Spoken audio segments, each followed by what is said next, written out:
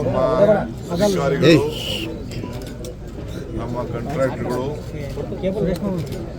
ನಮಗೆ ಅತಿ ಹೆಚ್ಚು ಸಂತಸವನ್ನು ಉಂಟು ಮಾಡಿದ್ದಾರೆ. ನಾಗರಾಜ್ ಸುಮಾರು 2.5 ಲಕ್ಷ ರೈತರ ಬದುಕಿಗೆ ಏನು ಕೆಲವರೆಲ್ಲ ಆಸೆ ಬಿಟ್ಟರು, ಕೆಲವರೆಲ್ಲ ಟೀಕೆ ಮಾಡ್ತಿದ್ರು, ಅದಕ್ಕೆಲ್ಲ ಉತ್ತರವನ್ನು ನಾವು ತೆಗೆದುಕೊಂಡಂಥ ತೀರ್ಮಾನಕ್ಕೆ ಫಲ ಕೊಡೋ ರೀತಿಯಲ್ಲಿ ಮಾಡಿದ್ದಾರೆ. ಇವತ್ತು ನಾನು ಯಾವ ಸ್ಟೇಜಲ್ಲಿದೆ ಅಂತ ನೋಡಲಿಕ್ಕೆ ಬಂದಿದ್ದೇನೆ. ಎಲ್ಲ ಗೇಟ್ಗಳು ಕೂಡ 33 ಗೇಟ್ಗಳು ಕೂಡ ಈಗಾಗಲೇ ಕಂಪ್ಲೀಟ್ ಆಗಿದೆ. ಇನ್ನು ಸ್ವಲ್ಪ ಕೆಲಸ ಉಳ್ಕೊಂಡಿದೆ. ಮೇ 15ನೇ ತಾರೀಕು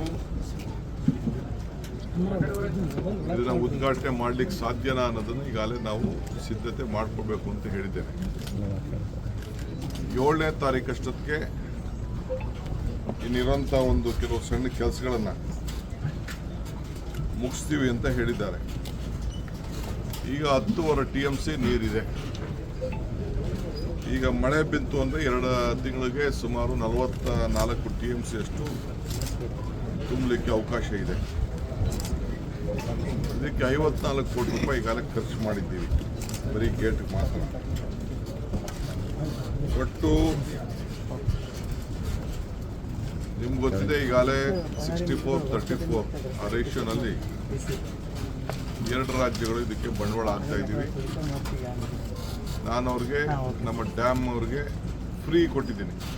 ಗೌರ್ಮೆಂಟ್ ಇದಕ್ಕೆ ಇಂಟರ್ಫಿಯರ್ ಆಗಬಾರ್ದು, ನಾವು ಯಾರು ಜಾಸ್ತಿ ಆಡಳಿತ ಮಂಡಳಿಗೆ ನಾವು ದುಡ್ಡು ಒದಗಿಸ್ಕೊಟ್ಟು ತೀರ್ಮಾನ ಮಾಡೋದು, ಅಷ್ಟು ಮಾತ್ರ ನಾವು ತೆಗೆದುಕೊಳ್ಬೇಕು ಅಂತೇಳಿ ನಾವು ಮಾಡಿದ್ದೀವಿ.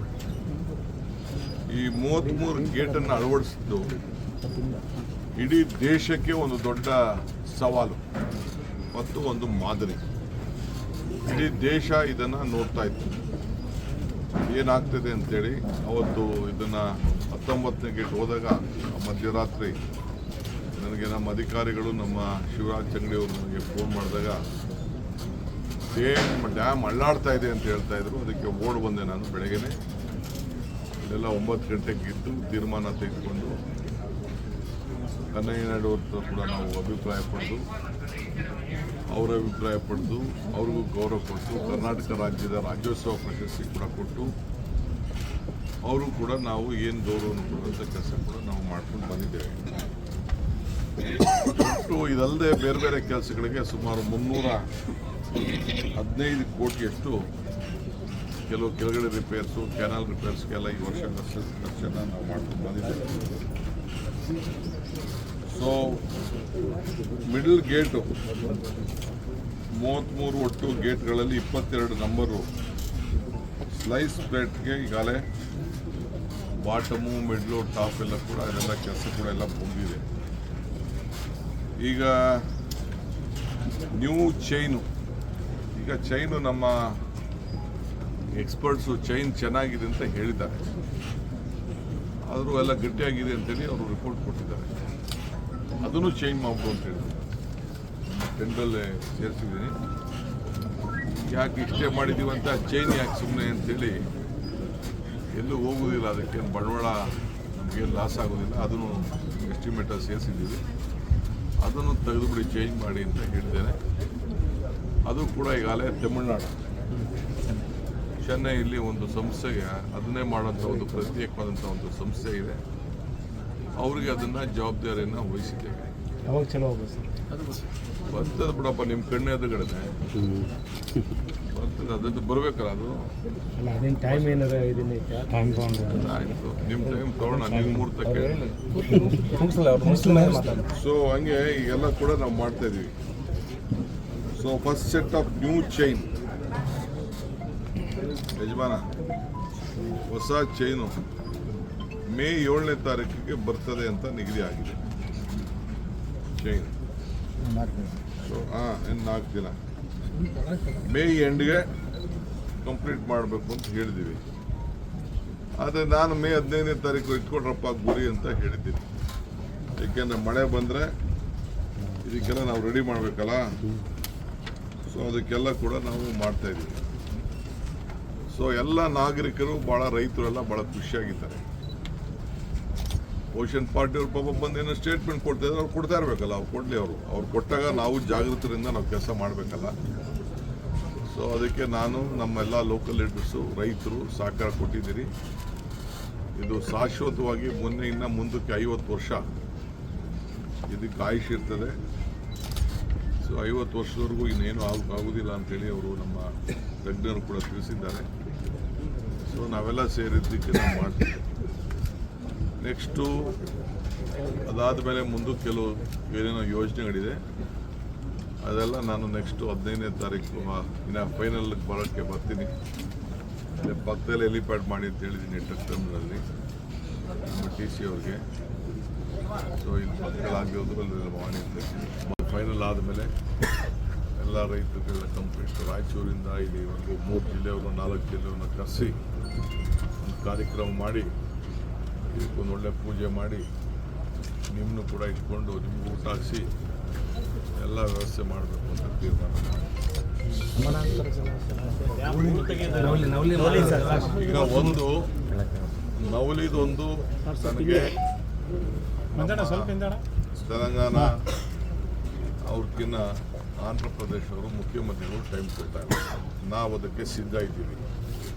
ಇದಲ್ಲದೆ ಇನ್ನೊಂದು ಅದನ್ನು ಪಂಪ್ ಮಾಡಿ ಇನ್ನೊಂದು ಕಡೆ ಹಾಕಬೇಕು ಅಂತೇಳಿ ಒಂದು ವರದಿ ಎರಡನೇ ಆಪ್ಷನ್ನು ಇಟ್ಕೊಂಡಿದ್ದೀವಿ. ಅದಕ್ಕೆ ಬೋರ್ಡು ಅಲ್ಲಿ ನಮ್ಮ ಆಂಧ್ರ ಚೀಫ್ ಮಿನಿಸ್ಟ್ರು ನಮಗೆ ಯಾಕೋ ಮಾತಿಗೆ, ಯಾಕೆಂದ್ರೆ ನೀರು ಹೋಗ್ತಾ ಇದ್ದಲ್ಲ ಅವ್ರಿಗೆ ಹೋಗ್ತಾ ಇದ್ದಲ್ಲ, ಅದಕ್ಕೆ ಅವರು ನಮ್ಗೆ ಲಾಭ ಇದೆ ಅಂತ ಮಾಡಿದ್ರು. ಎಲ್ಲ ಡ್ಯಾಮ್ಗೂ ಇದು ಸಮುದ್ರಕ್ಕೆ ಹೋಗ್ತಾ ಇದೆ. ಸೊ ಅವರು ಕೂಡ ನಾನು ರಿಕ್ವೆಸ್ಟ್ ಮಾಡ್ತೀನಿ, ಏನಾದ್ರು ಕೂತ್ಕೊಂಡು ಬಗೆಹರಿಸ್ಕೊಂಡ ಅಂತೇಳಿ ನಾನು ರಿಕ್ವೆಸ್ಟ್ ಮಾಡ್ತೀನಿ. ಹೂಳು ತುಂಬಿದ್ರಿಂದ 105 TMC ಇರೋದು ಈಗ 100 TMC ಸಾಮರ್ಥ್ಯ.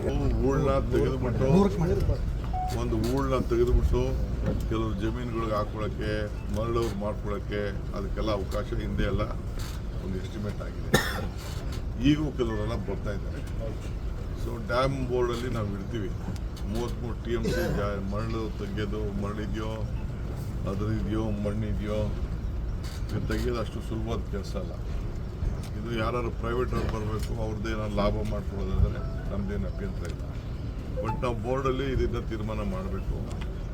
ಇದು ನಮ್ಮ ಪ್ರಯಾರಿಟಿ ಇದೆ, ಅದು ಪ್ರಯಾರಿಟಿ ಇದೆ, ನವಲೇನು ಪ್ರಯಾರಿಟಿ ಇದೆ. ಕೆಳಗಡೆ ಇನ್ನೊಂದು ಹೊಸ ಲಿಫ್ಟ್ ಮಾಡಿಬಿಟ್ಟು ಆ ನೀರನ್ನ ಉಪಯೋಗಿಸ್ಕೊಳ್ಳೋಂಥದ್ದು ಒಂದಿದೆ. ಯಾಕೆಂದರೆ 33 TMC ನಾವು ವೇಸ್ಟ್ ಮಾಡ್ಕೊಳಕ್ಕಲ್ಲ.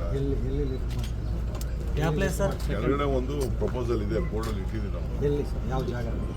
ಎಲ್ಲ ನಾವು ಟೆಕ್ನಿಕಲ್ ಇದನ್ನೆಲ್ಲ ನಾನು ಬಿಡುಗಡೆ ಮಾಡೋಕ್ಕಾಗಲ್ಲ. ತಿರ್ಗಾಲೆಲ್ಲ ಹೋಗಿ ಎತ್ಕಟ್ಬಿಡ್ತಾ ಚೈನಾ ಟೆಕ್ನಾಲಜಿ ಬಳಸಿ ಬಂದಿದ್ರು. ಅಷ್ಟು ಹಿಂದೆ 2-3 ಸತಿ ಬಂದಿದ್ರು, ಅದು ಆಗಲಿಲ್ಲ. ಅವ್ರಿಗೆ ಕೊಟ್ಬಿಟ್ಟು ಹೂಳು ತೆಗೆದು ಎಲ್ಲ ಅಷ್ಟು ಹಾಕ್ತಾರೆ, ಯಾರು ತೊಗೊಂಡೋಗಿ ಹಾಕ್ತಾರೆ, ಯಾರು ಜಮೀನಲ್ಲಿ ಹಾಕ್ತಾರೆ, ಅವ್ರು ಉಪಯೋಗಿಸ್ಕೋಬೇಕಲ್ಲ ಜಮೀನವರು. ಆಮೇಲೆ ತೆಗಿಯೋರ್ಗೂ ಬಂಡವಾಳ ವಾಪಸ್ ಬರಬೇಕಲ್ಲ, ಸರ್ಕಾರಕ್ಕೆ ಹಣ ಕಡಿಮೆ ಆಗಬೇಕು, ಅವನಿಗೂ ತೆಗಿಯೋನಿಗೂ ಮಾಡಬೇಕಲ್ಲ. ಇದು ಸರ್ಕಾರ ಮಾಡಿದ್ರೆ ಅದೊಂದು ದೊಡ್ಡ ಇಶ್ಯೂ ಆಗಿದೆ. ಸೊ ಯಾರು ಖಾಸಗಿಯವ್ರಿಗೆ ಕೊಟ್ಬಿಟ್ಟು ನೀವು ಮಾಡಿಕೊಟ್ರಪ್ಪ ಅಂತ ಹೇಳಬೇಕು. ಸೊ ಅವನ್ನೆಲ್ಲ ರೈತರುಗಳ ಹತ್ರ ಮಾತಾಡ್ಕೋಬೇಕು. ಅದೆಲ್ಲ ನಾವು ಆಲೋಚನೆ ಮಾಡಿದ್ದೀವಿ, ಅದೆಲ್ಲ ಚರ್ಚೆ ಮಾಡಿದ್ದೀವಿ. ಸೊ ನೋಡೋಣ, ಒಂದು ಗ್ಲೋಬಲ್ ಟೆಂಡರ್ ಕರಿಬೇಕಿದೆ, ದೊಡ್ಡ ಬಂಡವಾಳ ಹಾಕುವಂಥವ್ರು. ಯಾವ ರೀತಿ 33 TMC ಸಮರ್ಪಕವಾಗಿ ವೇಸ್ಟ್ ಆಗ್ತಾ ಇರೋದನ್ನ ಉಪಯೋಗಿಸ್ಕೊಂಡು ನಮ್ಮ ರೈತರಿಗೆ ಸಹಾಯ ಮಾಡಬೇಕು ಅಂತ. ಸದ್ಯ ರೈತರೆಲ್ಲ ಪಾಪ ಸಮಾಧಾನದಿಂದ ನಮ್ಮ ಕೆಲಸನ ಅರ್ಥ ಮಾಡಿಕೊಂಡು ಒಂದು ಬೆಳೆನ ತ್ಯಾಗ ಮಾಡಿ ನಮಗೆ ಸಹಕಾರ ಕೊಟ್ಟಿದ್ದಾರೆ. ಅವ್ರಿಗೆ 1 ಕೋಟಿ ನಮಸ್ಕಾರಗಳು ಹೇಳ್ತೀನಿ. ಇಲ್ಲಿ ಸ್ಟೇಟ್ಮೆಂಟ್ ಕೊಡೋಕೆ ಆಯ್ತಾರೆ. ಇಂಥ ಕೆಲಸ ಯಾರಾದ್ರು ಮಾಡಿದ್ರಾ? ಏನೇನೋ ಮಾತಾಡ್ತಿದ್ರು, ಅವ್ರ ಹೆಸರೆಲ್ಲ ಹೇಳೋದು ಬೇಡ.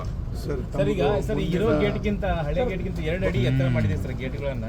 ಈ ನೀರಿನ ಸ್ಟೋರೇಜ್ ಪ್ರಮಾಣ ನಾನು ಅದನ್ನ ಮಾತಾಡಕ್ಕೆ ಹೋಗುದಿಲ್ಲ, ಅದೆಲ್ಲ ಕಾಂಟ್ರವರ್ಸಿ ಮಾತಾಡಕ್ಕೆ ಹೋಗುದಿಲ್ಲ. ನಮ್ಮ ಡ್ಯಾಮ್ಗೆ ಭದ್ರತೆಗೆ ಏನು ಮಾಡಬೇಕು ಮಾಡ್ತೀವಿ.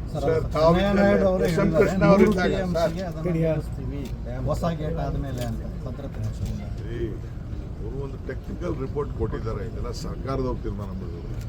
ಜಲಾಶಯ ಬಗ್ಗೆ ಮತ್ತೆ ಆಂಧ್ರ ಮುಖ್ಯಮಂತ್ರಿಗಳ ಜೊತೆ ಮಾತುಕತೆ ಏನಾದರೂ ಟೈಮ್ ಕೊಡ್ತಾ ಇಲ್ಲ, ನೀವೆಲ್ಲ ಪ್ರೆಷರೈಸ್ ಆಗಿ ಟೈಮ್ ಕೊಡೋಕೆ ಮಾಡ್ರಪ್ಪ. ಸರ್ ಈಗ ಪ್ರಾಜೆಕ್ಟ್ SM ಕೃಷ್ಣ ಅವರಿದ್ದಾಗ ಡಿಸಿಷನ್ಸ್ ತೊಗೊಂಡಿದ್ದೀವಿ, ಅವೆಲ್ಲ ಪೆಂಡಿಂಗ್ ಇಡಿ ಅಂತ ಹೇಳಿದ್ದಾರೆ. ಆ ಪೆಂಡಿಂಗ್ ಅಂತ ಕ್ಲಿಯರ್ ಮಾಡಬೇಕು ಅಂತ ಡೈರೆಕ್ಷನ್ಸ್ ಕೊಡಿ ಅಂತ ಹೇಳಿದ್ದಾರೆ. ಎಲ್ಲೆಲ್ಲಿದೆ ಅಂತ ಇಲಾಖೆಯಲ್ಲಿ ನಾವು ಹೇಳಿದ್ದೀವಿ. ನಿನ್ನೆ ಕೂಡ ನಮ್ಮ ಬಜೆಟಲ್ಲಿ ಏನೇನು ತೀರ್ಮಾನ ಮಾಡಿದ್ವಿ ಎಲ್ಲ ಜೀವ ಮಾಡಬೇಕು ಅಂತ ಹೇಳಿದ್ದಾರೆ. ಅದು ಎಲ್ಲ ನಾವೆಲ್ಲ ಮಾಡ್ತೀವಿ. ನಾವು ಮಾಡೋ ಕೆಲಸ ಮಾಡ್ತೀವಿ. ಗ್ಯಾರಂಟಿ ನ್ಯೂಸ್, ಸುದ್ದಿ ಖಚಿತ, ನ್ಯಾಯ ನಿಶ್ಚಿತ.